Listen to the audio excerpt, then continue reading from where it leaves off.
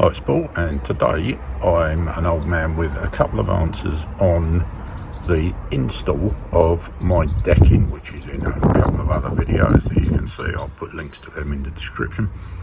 I've had a couple of questions come up in the comments, and I'm going to try and answer those today. So let's go take a look. So a few people have asked, how's it fastened down? And the answer is just here. This is a little T-piece. Looks like this.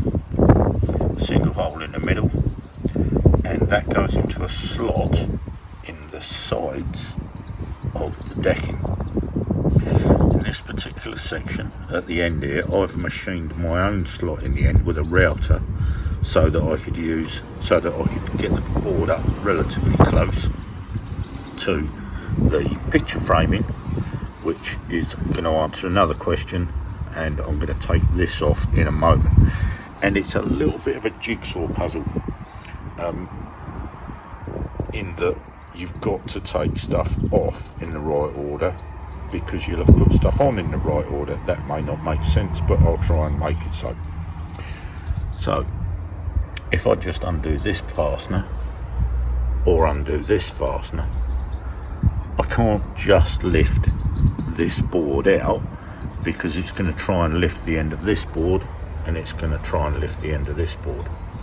So what I'm going to do, I'm going to push that board that way as far as I can, and again with that board, which is a longer board, that goes the full length to the other end, but I'm going to try and push them back so that I can then lift the fasteners out, and then you'll see how the picture frame's fitted, which answers another question.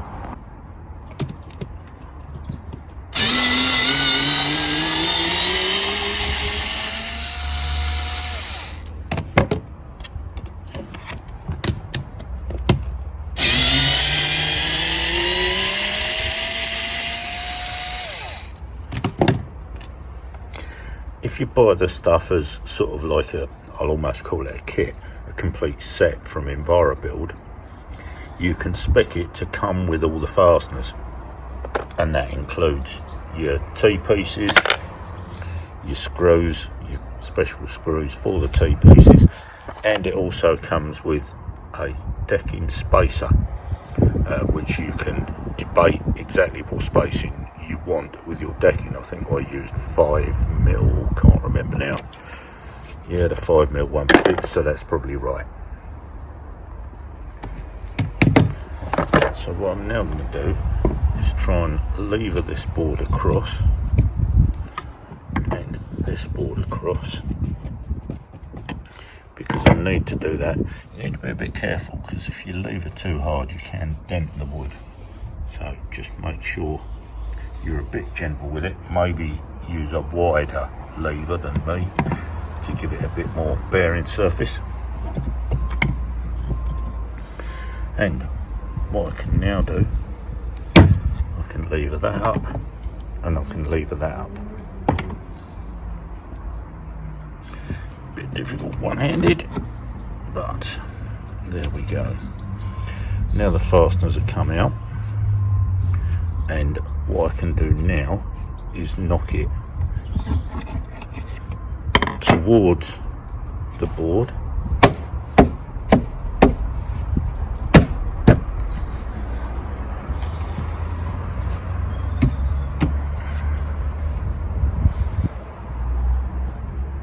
so apologies for the quick break in filming. I had to put the phone down and use both hands. So now you can see, here's where part of the picture framing is put on, and underneath the picture framing, the bullnose board, which is used for the picture frame edging, picture frame being that section there, because it's done like a picture frame with a miter in each corner. So the way it fastens is it has the standard slot on the back of it, which goes onto your normal T-shaped fasteners, and on the front edge of it, it has a hidden slot with a recess underneath it, and what you get for that is you get these steel clips, hidden clips, that screw into the beam underneath, and you can use it for a hidden fixing. So that's how the bullnose decking, bullnose boards are fitted. As with all of this stuff, if you use the EnviroBuild kit, or even if you don't, if you use somebody else's, on the EnviroBuild website, it's got all the instructions on how it works. So, and the way I did it in this section, this raised section, is there are joist hangers set into the wall, and a load of these, in fact you can see two of them just down there. They're standard joist hangers going in.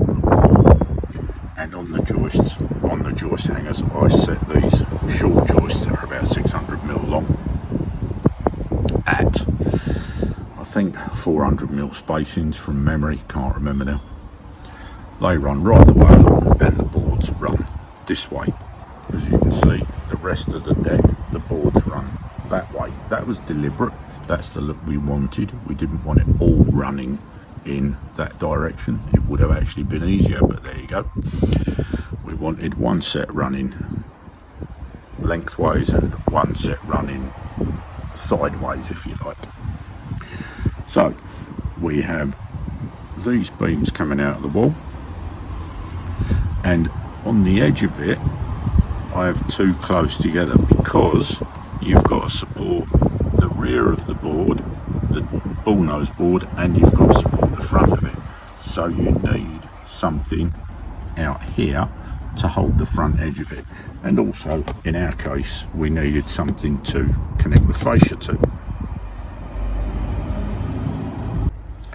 Just here on this section, you can see two screws coming through, and they come through a second joist which is running along here, because I felt that the ends of the boards were right on the edge of the joist, so I wanted to make sure there was some more support across here.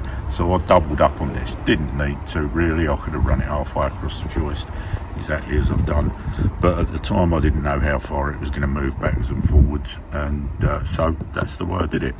So it's got one joist, one joist, one joist.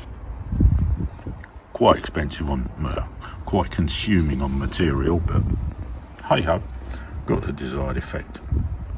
So what you can see over on this section is another question, or another two questions that I was asked about. Ignore the mare's tail, scourge of my garden. So what we've got here is, again, we've got the hidden clips for the bullnose edging, but in this instance, instead of running another beam alongside, I did noggins going that way. Two reasons I did this. One, I did this as sort of, you might almost call it an afterthought. This was originally the finished edge of the decking, and the issue that someone actually spotted on the video, and I think I might have talked about it as well, the issue is that where you have the mounting post, the base of the mounting post sticks out a long way from the side of the beam, about thus much. And so thankfully we hadn't boarded it all, but I was working out how I was going to do the fascia board, and suddenly realised if I put the fascia board flat on here, we were going to see the pad underneath, out the front underneath the fascia board, and I wasn't prepared to have that. So what I then did, changed all my calculations. Fortunately, I just got enough board, it was close. I think I ended up with about 600mm spare at the end of the project, which was too tight for my liking really. But as a result of that, what I was able to do was put these noggins on, step the fascia board out, extend the decking out further, and that allowed me to cover up the stands. Now equally, as I just said, I could have run a beam across the front here, but then I'd have also had to cut the stands to get the beam on top of, because they wouldn't have fitted. As you can see, there's like a T shape in the stand. So that was that bit. What else did I get asked? I got asked how I secured the noggins, and I don't know. No, the screws haven't come through. So all of the joist work is secured where it needs to be with they are decking screws, but they're big wooden decking screws. I think I had a box full of 150mm and a box full of 100mm. These must be the 100mm because they don't come out the back of the woodwork. You can't see the screw coming out the back.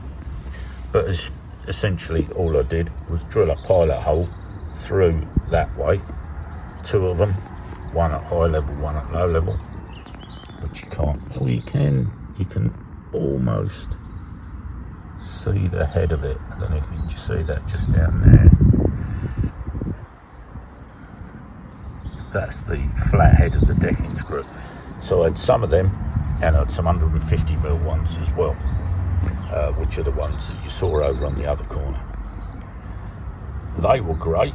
Got them from Screwfix. I will put a link in the description to the specific screws I used. You can drive them in with an impact driver or a combi drill. You get the driver bit with them, which is awesome. And likewise with all the fixings from EnviroBuild, you get the driver bit with them, which is all very good. So that hopefully answers the questions that I got left. The other question that I'd left was, how's it doing? It's been down, I can't remember when I put it down now, 2018 or 2019, but it's been down a while. It's 2024 now, and it's been down a while, and it's doing fine. It could do with a blooming good clean. We're now in May 24. The better weather has only just started coming. It was still frosty a week or 2 ago, and so in a few weeks time I will get the pressure washer out and give it a clean over, and that'll make it look a bit nicer. Other than that, has it moved about all over the place? No. You can see some odd bits where the beams move over the winter. This one's moved a bit more than the others. So what I'll do later today is I will get a screwdriver in the other end and lever it that way a bit, and I shall even up all the gaps. But other than that, it's been spot on. So, hope that helps. Thanks for watching. See you in the next one. Bye.